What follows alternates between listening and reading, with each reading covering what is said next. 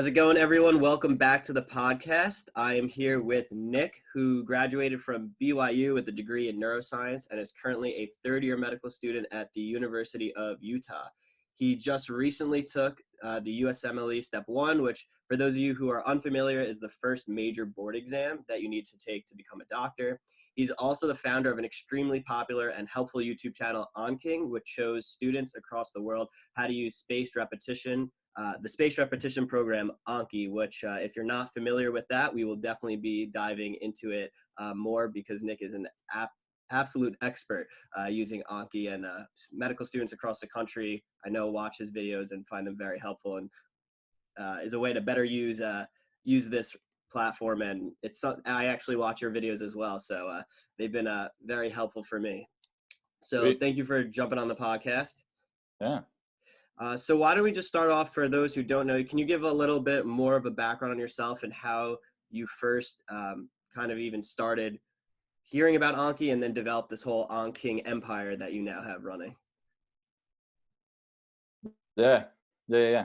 I actually, my first exposure to it was when I was back studying for the Mcat. A lot of people kind of dive into it. I'd heard, this and that, just rumors at the time. And a few years ago, it wasn't nearly as big as it is now. And so I started with that, and I absolutely hated it.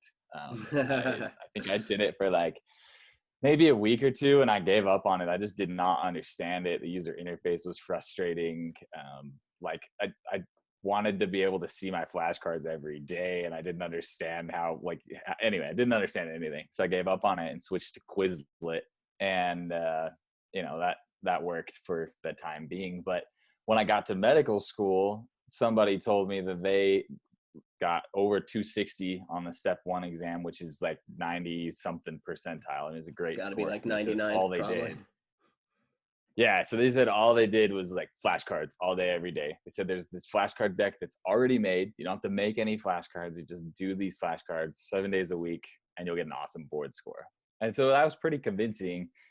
So I looked into it, and there's a whole Reddit page, which I wasn't even on Reddit at the time. Like Facebook was the only thing I was, maybe MySpace, right? So read through some things, and I was like, wow, a lot of people are using this. So I downloaded it and decided I'm going to jump in with 2 feet and get started, even though I hated it before. So I actually read the Anki manual, which I think is something that nobody else does. And I found, I was starting to learn things like, okay, this is a very complicated program, but it is, once you learn how to use it, it's awesome. And a lot of my classmates wanted to jump in on it too, but got too frustrated. They were doing the same thing I had with my Mcat experience. So I made a big Google Doc for the class, like, here's, step by step how to do it. And I realized, turned out people don't like reading. They didn't read the manual because they don't like reading. They didn't want to read my document because they didn't like reading. Right. So maybe it helped a few people, but I then realized, well, hey, I can screen record real quick and send it to 10 people, because I was sitting down and spending like a half hour with each of my classmates, realizing I don't have time to do this. I got to study. So anyway, that's where the videos started. And my wife got strep throat over Thanksgiving break, and I recorded like 20 or 30 videos and put them on YouTube. And that was the start of it. I thought that was the end of it. And then that YouTube link got shared on Reddit. It got shared on a bunch of websites. People started emailing me all the time. And so I got a few friends that were in med school that had kind of helped me make these first few videos. And my list of videos to make now is never ending. I didn't realize there were so many things to learn, but that's kind of how it started. Wow. So you really had like a blow up moment, essentially, where this YouTube page got shared and it kind of took off. Yeah. I mean, it was initially intended for my classmates, and it got shared. And I think the subreddit back then had like maybe 5,000 followers on that subreddit. And I think last I checked, it's over 50,000. That's over the course of like a year and a half. So I mean, Anki's definitely exploded at least in the medical school world. And I think it's growing in the pre-med world now too. Yeah, exactly. That's one of the things that I try to bring to my pre-med students, because when I was a pre-med, I had never heard of Anki, didn't know what it was at all. I think maybe through the use of social media, YouTube pages like yourself, it's starting to trickle down into the pre-med world. But I know it's super, super helpful for medical students, and honestly, I think it would be helpful for just about any student who needs to memorize information. So, Yeah, I think it's particularly helpful for like law school, nursing school, PA school. I mean, like mhm, I'm waiting for that to kind of pop up. It'll be yeah, I don't know, maybe a I year or have, so, but it's I gonna have get there. I have some plans with trying to penetrate those areas and bringing Anki and some active study techniques to that area. Nice. So maybe we can talk about that after. Yeah. But so for those who are like, because I don't think I gave a good description of what it actually is, can you explain to the listeners what Anki actually is? Yeah, that's a good question. So like Quizlet, I think a lot of people are familiar with. That's just flashcards, like front and back, right? Instead of handwriting them, it's just digital basically, and there's not a ton of customizability. That's all there is to it. Anki is it's spaced repetition, which means so say I do a flashcard today, then I would see them again tomorrow and review them again, but then I'd see them in 3 days, then 7 days, and then it just exponentially gets bigger and bigger. And of course, if you forget, it more or less restarts that.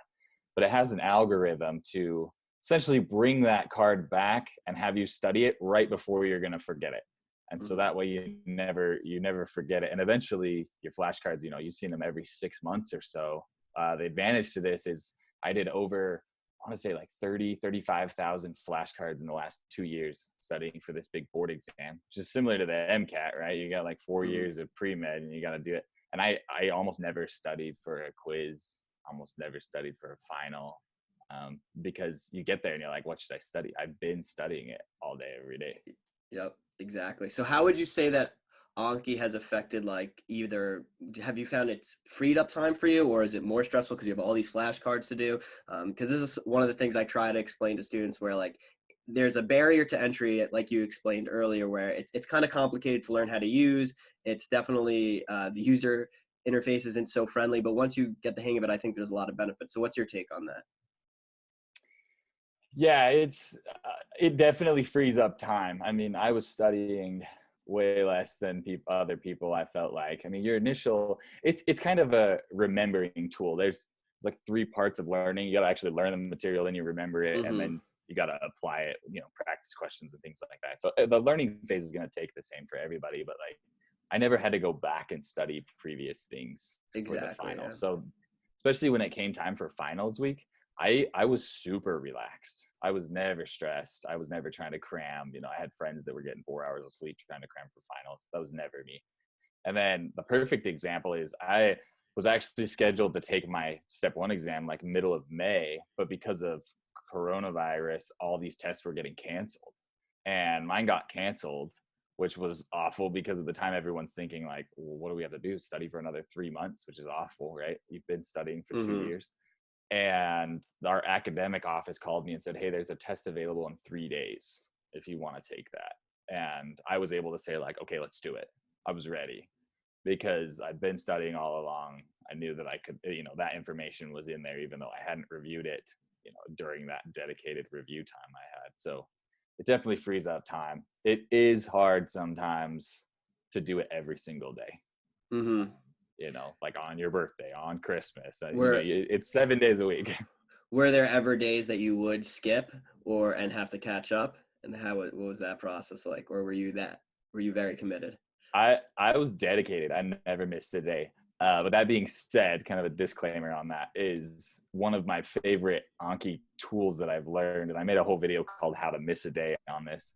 Is that if you actually understand how it works? So, say I had 200 flashcards due one day, but I was really busy and I didn't want to do them, or I was tired, or even Mm, on my birthday I did this.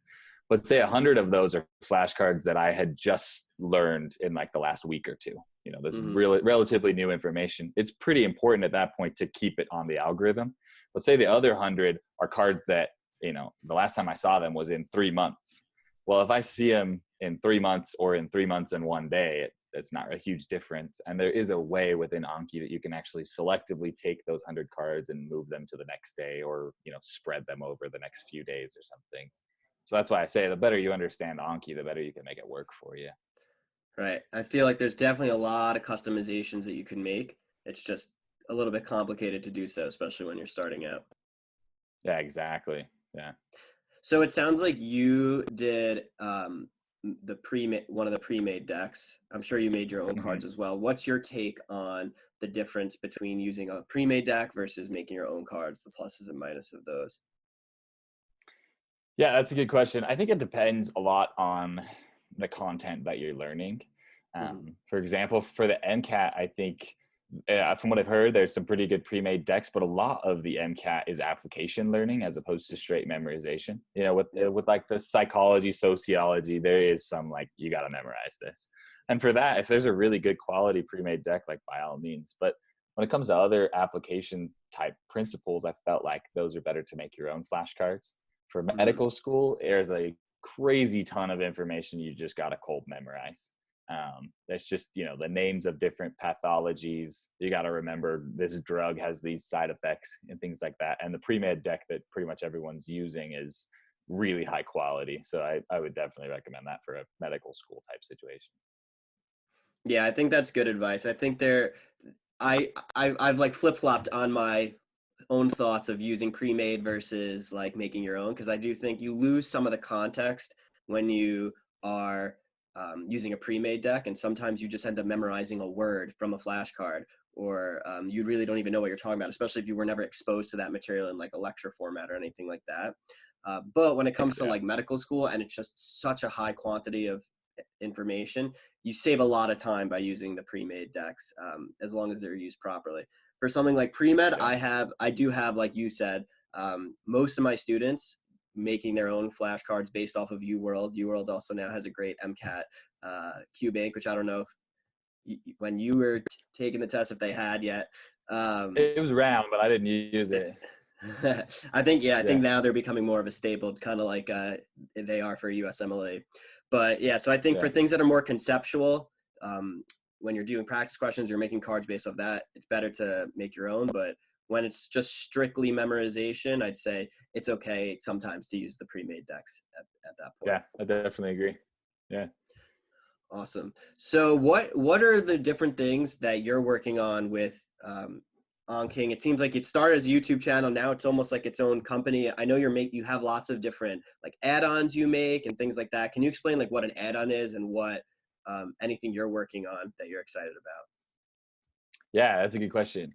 So Anki is open source, which means that everyone has access to the code, which is cool because anybody can contribute new features and stuff like that. And the way it's made is there's an application, just like when you open, you know, Google Chrome, it's an application and then you can download extensions. That's kind of what it is. Anybody can design these extensions for Anki that have really cool features. And I taught myself a little bit of Python, and I've been working with other people to make these add-ons, to add new features that are nice for medical school or otherwise. We've had people donate money, and we've been paying software engineers to code things. We're still making YouTube videos. We still have all sorts of stuff. We're hoping one of our future plans is to kind of more broadly explain how to use Anki for different things like pre-med. A lot of our videos are pretty specific to med school, but we want to make it so, Mhm. you know, if you're learning a new language or you're in law school or, you know, pre-med, that this video is more specific for using Anki for that. And then we actually right now are working on an online course that's an official up-to-date course because our YouTube videos are kind of out of date sometimes. So it'll be an actual course on how to use Anki, like everything you need to know to use it effectively to study for whatever you're studying for. And we're hoping to get that out really soon. And then all the revenue that we earn from that, we're using to pay a software engineer, and we're going to try and make a platform right now. Like if you use Quizlet, you can kind of work with friends and make a deck together. We want Mhm. to make an add-on for Anki that lets you do that so that you can Nice. make a flashcard with each other. And I think that will open the doors for higher quality pre-made decks. You know, Yeah, so I agree. somebody wants to make a deck for the MCAT, then you can have like 10 people working on it and making it higher quality because it's really hard for one person to pump out something that's perfect. Hmm. Yeah, when you have the power of like crowdsourcing almost where everyone could chip in, edit, etc., you're gonna eventually get to like not a perfect, but a much closer version of a perfect deck than you would just one person going at it alone. So that's Yeah. exciting. I'll definitely be recommending that course. Once you're Yeah. finished, I'd love to take a Thanks. look at it.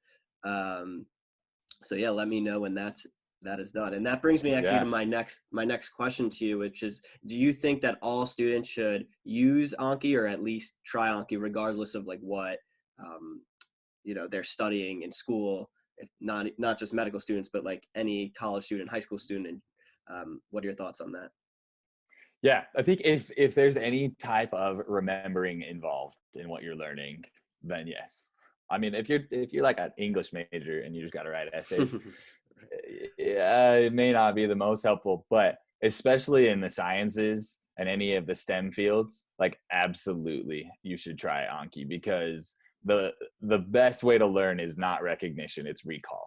And people Exactly. say, oh, flashcards don't work for me. Well, make them work for you. You just haven't found a way to make it enjoyable yet. I mean, I get like, actually right here, I have an Xbox controller that I hook up to my computer, and that's how I do my flashcards. I just sit here and you deal with it. I mean, like, you That's just make it fun impressive. for yourself, right?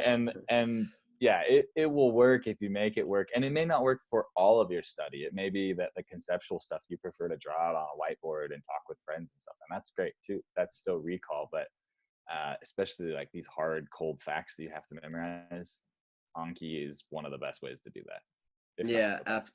I couldn't agree more. I have two takes on that. First off, how did you set up your Xbox to be doing your Anki flashcards?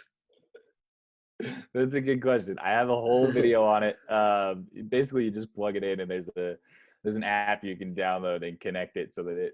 Anyway, yeah, It's basically whole like your video on keyboard. that. Like it makes your keyboard, like it's kind of like serving as your keyboard, the Xbox Yeah, buttons. like the A button is the space bar, which flips the Got it. Got flashcard, it. right? Like the one of the other buttons says like I missed flashcard. Yeah, it's Nice. worth it. It's Very awesome. cool. All right. Well, I'll have to check out that video after and then get an Xbox, I guess. Yeah, Uh, but and then to your other point where students a lot of times will say like, oh, Anki doesn't work for me or flashcards don't work for me. I completely agree. So I mean, you can go to like the literature behind learning science and that talks about how active recall like this is much more effective than most study techniques. And I think that there's a little bit of laziness sometimes where, like you even mentioned, you feel like the first time you did Anki, it didn't work for you. Like yeah, you switched to Quizlet, didn't use it, and it just because it is not user friendly. It's also more painful to study in a manner where every day you have to sit down and get through all these flashcards. But yeah, when you once you're willing to put in that time and figure out how to do it, and you get better and better at it, it is a skill. I tell students that learning how to study like this is a skill in its own and yeah, something you get better at over time. So once you put that initial investment in, I think it opens up a lot of doors once learning and memorizing information becomes a lot easier for you. And you have a system for any class that you take. If you have to memorize information, you're going to make good cards for that, or you're going to use pre-made cards. You're going to be able to, as long as you put in the work, get the results, which is like a nice thing to know. And I feel like um, that's one of the concerns a lot of students have is like they just never know what they're going to do so that they can ace their classes. And this is like a really good start if you are willing to put in the time to have a good system down. yeah. I'd almost say it's a necessary start, and you'd probably agree with me having gone through this process. But like when I started freshman year of college, I mean, my study techniques were not that great, and to survive in the pre-med world and then even beyond into medical school, when now you got to memorize double the amount of information in the same amount of time, you have to change your study strategy, and you have to find something more effective. So that's why I say, like, if I could go back to my freshman year, I would start with Anki right away. Why not start with the technique you're going to use in medical school? How much better would you be at it by the time you get there? 100%. I'm going to make a shameless plug for the pre-med consultants right now because that's exactly what we try to do. Like that was the goal of our program, was to start bringing these techniques to students as early as their freshman year. So, I mean, I look back and I'm thinking like, if I knew about this, not that I didn't have fun in college, but like the amount of time you would free up if you just your freshman classes, compare that to like a medical school class. And if you're using these same principles now, oh my God, Yeah, that'd be money. yeah. So awesome. Awesome. Well, I really, really appreciate you taking the time to chat a little bit about Anki with me. Is there any thing else you'd like to say on the topic about that, medical school in general, and where can the listeners find your channel? Where will your course be when that's out, etc.? Yeah, good question. Well, my best recommendation for, I mean, anyone listening that's pre-med, law school, whatever you're doing, med school, is start right now. We basically, these YouTube videos I've made are just to help you learn how to use Anki so you feel comfortable with it. We've made a playlist that I've got one on there. It's called the highest yield videos. It's like 2 hours. You could watch it at 2 times speed. I sound like a chipmunk, but it take you an hour and you basically learn what you need to know. Or like I said, we've made this course that'll be totally up to date. They'll have like a workshop kind of a feel so you can actually practice. And we'll be sharing more about that. We've got a website, onkingmed.com. Our Instagram and Facebook are both onkingmed, and then our YouTube, we link pretty much all over all of those as well. So, and Instagram and YouTube, we basically just share like little tips and tricks. If somebody writes a new add-on that we think is super cool, like someone yesterday, well, not yesterday, a couple of days ago, made one so that you can use your phone as like a controller instead of an Xbox controller. So I just share that on there and be like, hey, someone made something cool. So we just try to share things that we think are cool or helpful to use Anki and integrate it in whatever you're trying to study. Awesome. Well, appreciate it. There you have it, guys. If you are not using Anki or you want to improve your Anki skills, definitely follow the Anking on YouTube, Instagram. He gives a ton of helpful information, and I'm excited to see that course when it comes out. Yeah, cool. Thanks, man. No problem.